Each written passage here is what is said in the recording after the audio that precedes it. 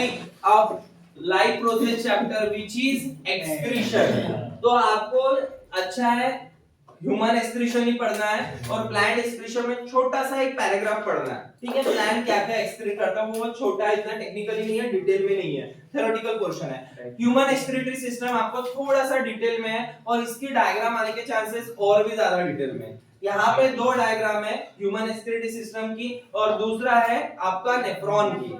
चलो हम एक एक बंदे में पढ़ेंगे। Please keep attention here. The biological process involved in the removal of harmful metabolic waste from the body is known as excretion।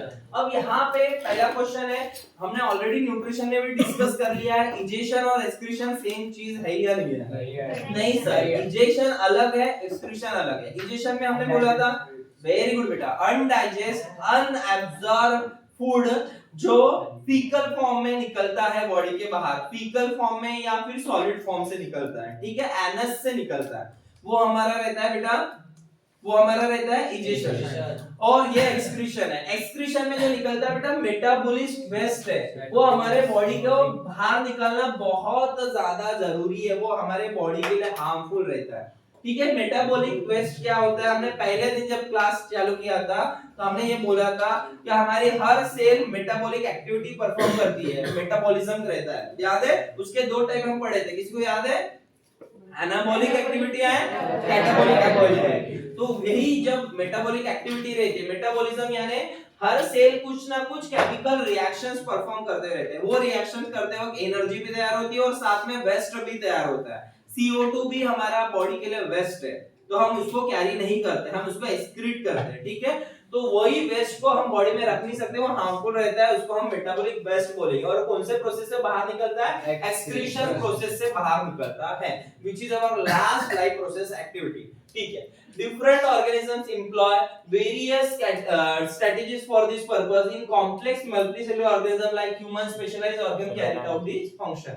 Different unicellular की तो बोलने की बात नहीं, यूनिसेलुलर में यूनि यानी सिंगल सेल रहता है, तो सभी एक्टिविटी वो एक ही सेल से परफॉर्म करता है। बट हमारे जैसे मल्टीसेलुलर ऑर्गेनिज्म में एक कॉम्प्लेक्स सिस्टम रहता है, इतना इजी नहीं रहता, हर चीज के लिए अलग अलग ऑर्गन असाइन रहते हैं, तो हमारे इसके लिए भी अलग अलग ऑर्गन असाइन किए हैं, अलग अलग उनके फंक्शंस है, वो हम देखेंगे इन कॉम्प्लेक्स। चलो अब इन्होंने यहाँ पे दिया है, हम डायग्रामेटिकली समझेंगे, यहाँ पे डायग्राम है तो हम उसको समझेंगे। चल हाँ दिया है, शॉर्ट में दिया है डायग्राम और डायग्रामेटिकली समझेंगे। तो ये हमारा ह्यूमन एक्सक्रीटरी सिस्टम का डायग्राम है, इस तरह से वर्क करता है, ठीक है। हमारी किडनी जो मेन इंपॉर्टेंट रोल प्ले करती है, वैसे तो एक्सक्रीशन में बहुत सारी चीजें आती है, मैं शॉर्ट में बता देता हूँ। हमारा जो पसीना जो निकलता है, हमारा जो पसीना निकलता है स्वेट, तो वो भी हमारे लिए बेस्ट है। हमारे स्वेट में वाटर कंटेंट रहता है, अदर मिनरल्स भी रहते हैं, हार्मफुल मिनरल्स रहते हैं। हमारा कार्बन डाइऑक्साइड वो भी हमारे बॉडी के लिए बेस्ट है, ठीक है। हमारे जो यूरिन है वो भी हमारे, यूरिन बनता है बेटा यूरिया से बनता है, यूरिन में यूरिया रहता है, यूरिया नाइट्रोजनस वेस्ट है, ठीक है, नाइट्रोजनस वेस्ट, ये बेसिक इंफॉर्मेशन याद रखना, वो इस वजह से बाहर निकलता है, तो हमको ये ज्यादा इंपॉर्टेंटली पढ़ना है, ठीक है।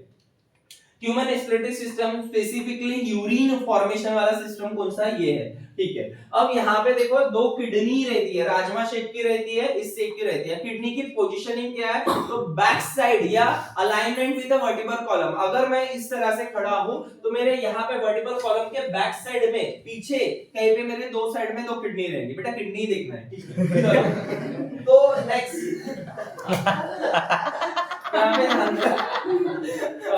यहाँ पे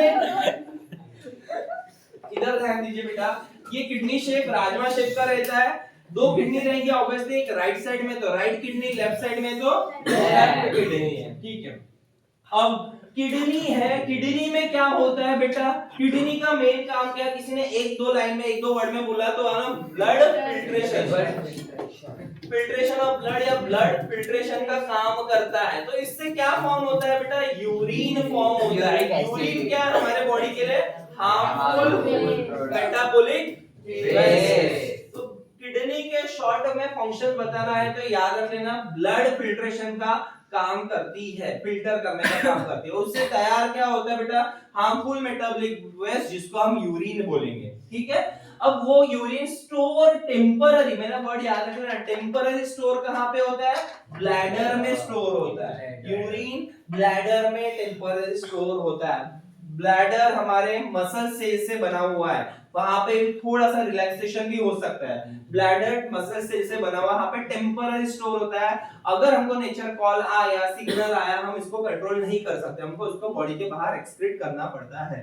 पर किडनी और ब्लैडर के बीच में एक ट्यूब रहते हैं जो हमारे यूरिन को ट्रांसपोर्ट करते हैं, इसको हम बोलेंगे यूरेटर। यूरेटर भी पेयर में रहते हैं, किडनी भी पेयर में रहती है, पर ब्लैडर सिंगल रहता है।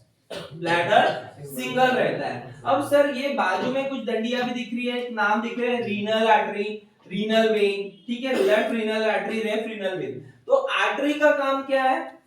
हार्ट के केस में देखो, चलो बेसिक उसके पहले यहाँ पे मैं समझा देता हूँ, ये टॉपिक चालू कर रहा हूँ तो आप गलती से भी ऑक्सीजनेटेड डीऑक्सीजनेटेड वर्ड मत लिख के आना। ऑक्सीजनेटेड डीऑक्सीजनेटेड ब्लड कहाँ पे लिखना है हमें? हार्ट के केस में, ट्रांसपोर्टेशन नाम के टॉपिक में। यहाँ पे प्योर या फिर इम्प्योर ब्लड या प्योर ब्लड के लैंग्वेज में हम बात करेंगे। समझ में आ रहा है मैं क्या बोल रहा हूँ? यहाँ पे वो नहीं चलेगा, डीऑक्सीजनेशन उसको दिमाग में रखकर ये टॉपिक मत पढ़ना, ठीक है? ये अलग काम है, यहाँ पे इंप्यूरिटीज निकाल रहे ब्लड में की, कार्बन डाइऑक्साइड नहीं निकाल रहे हम लोग, ठीक है? यहाँ पे देख लो, आर्टरी क्या करती है बेटा? हार्ट के केस में देखो, आर्टरी क्या करती थी? आर्टरी अवे ब्लड लेके जाती थी, यानी यहाँ से ब्लड लेके जाती थी, यहाँ से अवे ब्लड लेके जाती थी आर्टरी। और वेन क्या करती थी? टूवर्ड्स हार्ट लेके जाती थी, टूवर्ड्स हार्ट। टूवर्ड्स कौन लेके जाता था? वेन लेके जाती थी। अब जिसको ये याद है वो इजी जाएगा। अच्छा, हार्ट से ब्लड निकला तो कहां पे जाता है? सभी बॉडी पार्ट्स में जाता है। तो सभी बॉडी पार्ट्स में किडनी के पास भी ब्लड आता होगा, तो किडनी के पास ब्लड कौन लेकर आता है? Renal artery. जो आर्टरी है ना बेटा, रीनल आर्टरी, वो किडनी के अंदर ब्लड लेकर आती है। समझ में आ रहा है? राइट साइड में right renal artery, left side में लेफ्ट रीनल आर्टरी। अच्छा, किडनी से ब्लड हार्ट की तरफ कौन लेके जाता है? Renal vein. Renal vein, when यहाँ से ब्लड निकालती है और हार्ट की तरफ लेके जाती है। तो आपको मतलब समझा ना आर्टरी और वेन का? यहाँ पे मतलब क्या है? यहाँ पे आर्टरी ब्लड लाएंगी, यहाँ पे वेन ब्लड लेके जाएंगे। पर हार्ट के केस में उल्टा है, हार्ट के केस में आर्टरी ब्लड लेके जाती है और वेन लेकर आती है। कंफ्यूज मत होना। रीनल का मतलब ही होता है किडनी, जैसे पल्मोन का मतलब हमने लंग्स से अज्यूम किया था, वैसे रीनल का मतलब होता है किडनी। हमने सभी टर्मिनोलॉजी पढ़ ली है। सबसे पहले ब्लड आएगा, रीनल आर्टरी ब्लड लाएंगी, राइट वाली राइट किडनी में डालेंगे, left renal artery left kidney में ब्लड डालेंगे। ब्लड इसमें आ गया।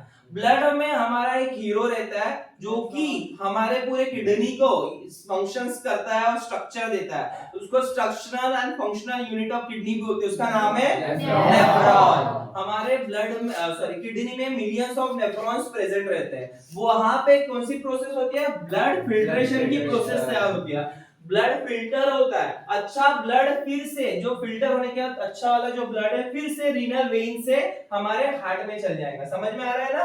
और जो खराब वेस्ट है वो कहां पे चालू हो जाएगा? यूरेटर में चल जाएगा। और यूरेटर उसको कहां पे डालेंगे? ब्लैडर में। और ब्लैडर से बाद में एक छोटा सा यूरेथ्रा रहता है, वो हमारे बॉडी के बाहर इसको एक्सक्रीट करता है। ठीक है, हमारे बॉडी के बाहर इसको एक्सक्रीट करता है। ये होता है ह्यूमन एक्सक्रीटरी सिस्टम का फंक्शनिंग। इस